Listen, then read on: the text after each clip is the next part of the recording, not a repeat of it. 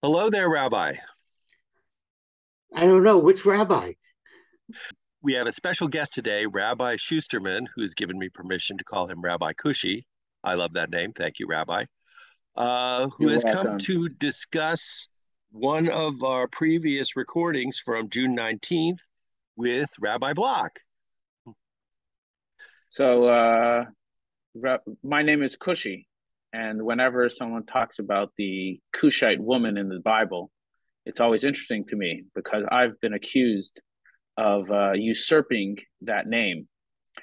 The Rashi, the commentator on that, the known biblical commentator, comments that she was called Isha Cushite, the Cushite woman, because that she shouldn't have the evil eye.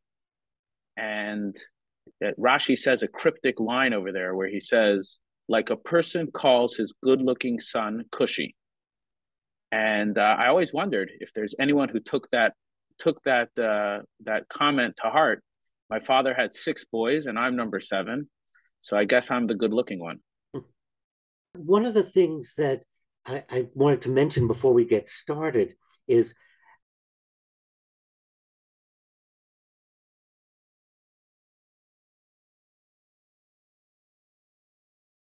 during the COVID, the last couple of years, I've been working with two distinct groups of individuals coming to convert. And I've started another group with three people. And I use the URJ curriculum, 18 sessions. I also give each of the prospective converts, the people in the class, four websites.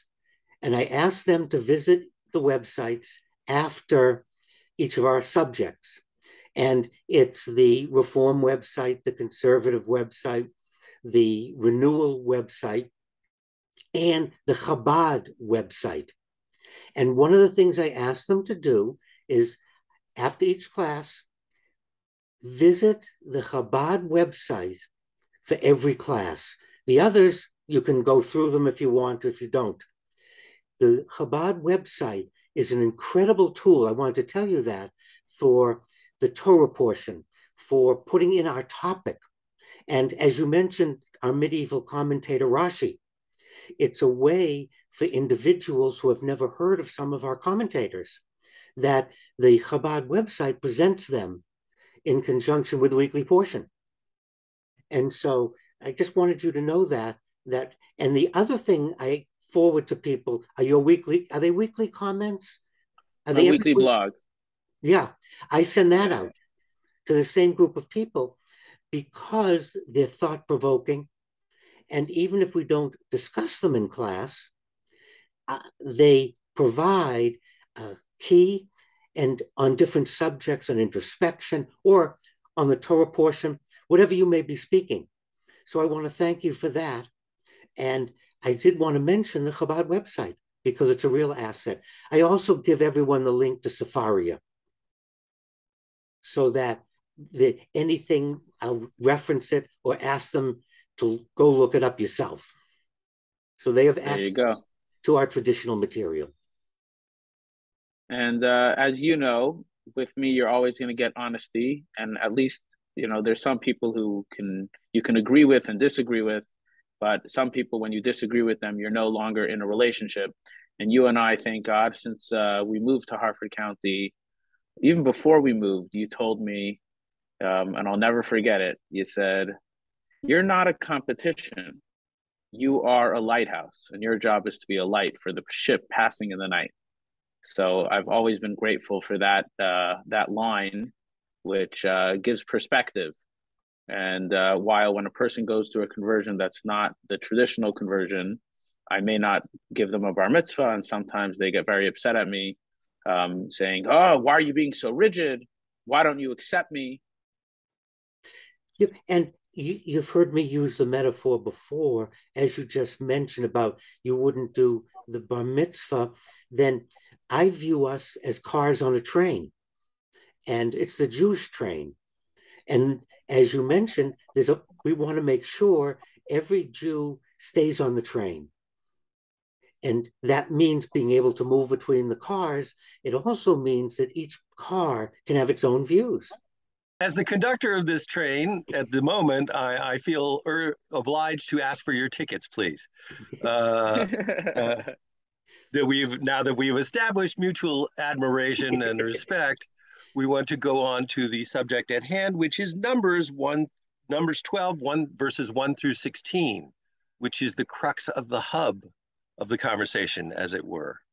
And now we're going to see just how much mutual respect we have as you present your alternating points of view. Rabbi Block, if I recall, you use these verses as an example that God approves or does not object in any way to interfaith or interracial relationships.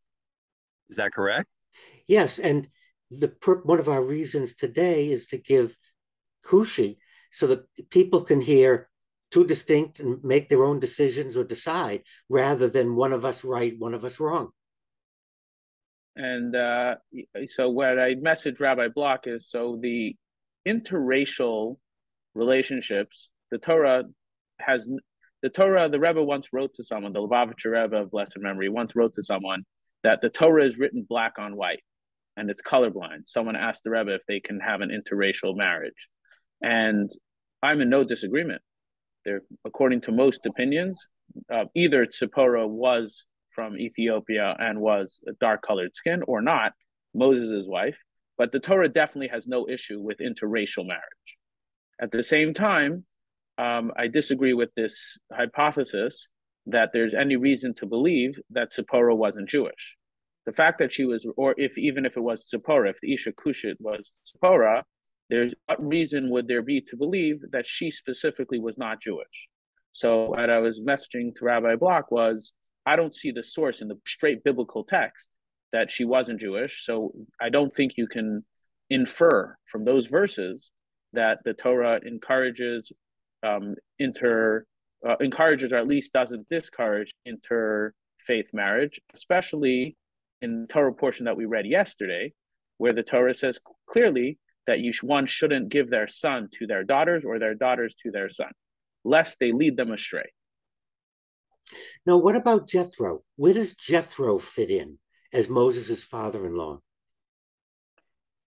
So the way I see it is, if a person becomes Jewish, their father and mother do not necessarily make that same decision. So if a person converts properly, they are now Jewish. They're as Jewish as Moses. When I say as Jewish as Moses, because who says Moses was even Jewish prior to the giving of the Torah? Is there a source that Moses was Jewish? Who says even Abraham was Jewish? We refer to Abraham often as the first Jew. But when did he go through a conversion process?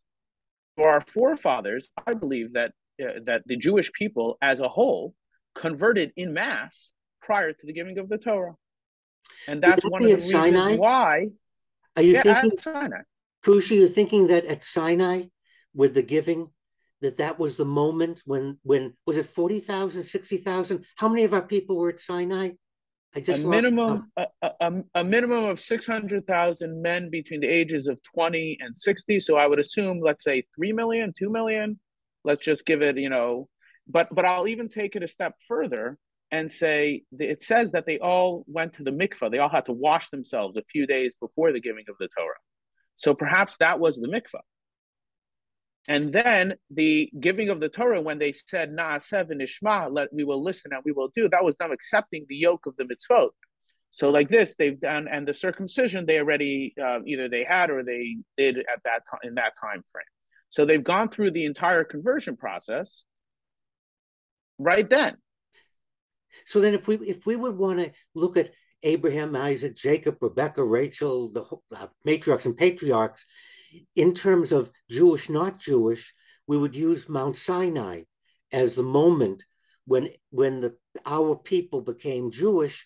Then prior to that, as you mentioned, we don't have any evidence. And I don't see a reason, and we don't even need evidence, because what's the difference between a Jew and a non-Jew at their core? At their core, they're the same. They're both people. Ultimately, becoming Jewish is an evolution. It's a process. So yes, Abraham was the first Jew, but was he legally Jewish? I don't know. And no one cared if he was legally Jewish because it didn't make a difference. There was no difference. He lived a Jewish lifestyle. He did mitzvahs in whatever way he did. But I don't think he put on tefillin the same way you and I put on tefillin. I don't think he lived his life, kept kosher the same way. There was no Torah in the conventional Torah to follow the laws of the Torah. What defines a Jew is someone who follows Torah. And the Jewish people, when you're one person, you're not a people, unless you're living in your head. So over time, they became the Jewish people. But prior to that, they were the grandchildren of Abraham, and then eventually the children of Israel. So then we take Sinai as, is that a watershed date? Is that the correct terminology? As the marker point. From then on, we developed into the Jewish people and began accepting the 613 mitzvot. Correct.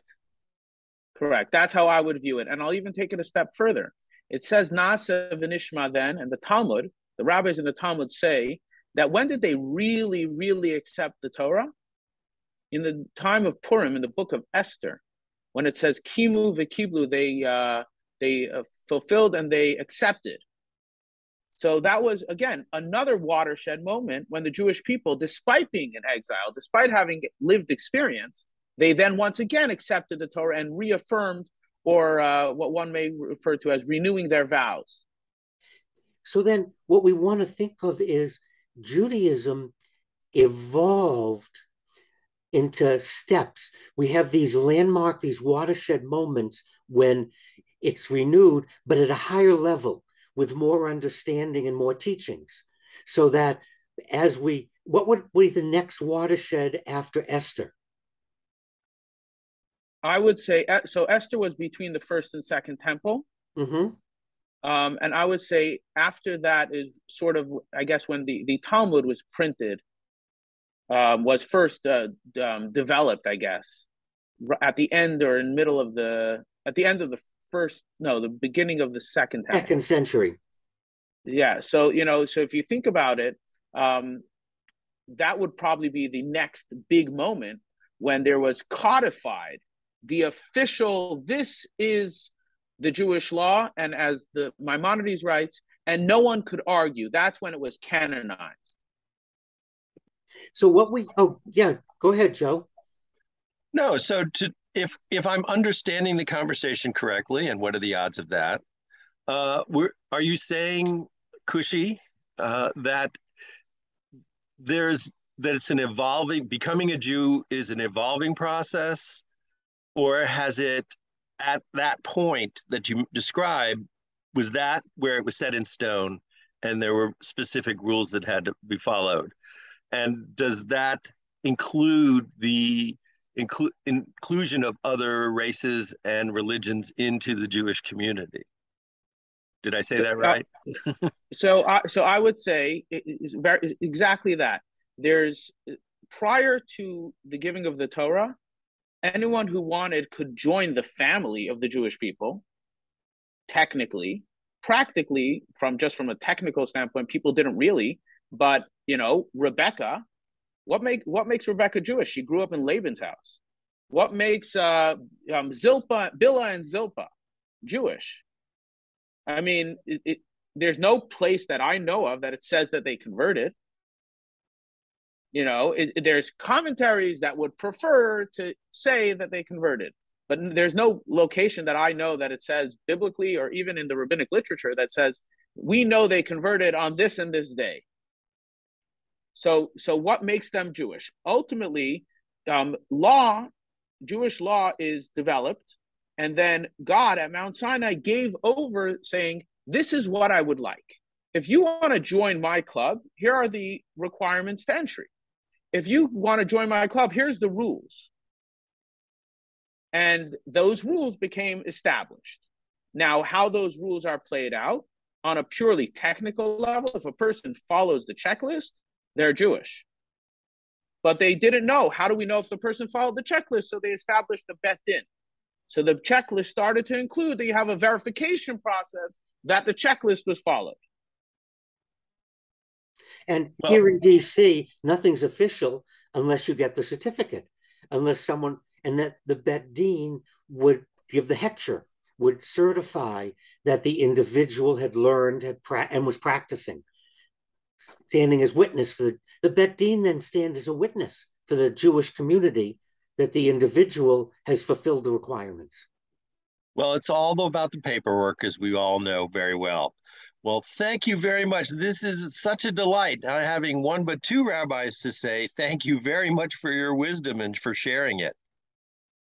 God willing, we will all together move the train in the right direction. Well said. Thank you.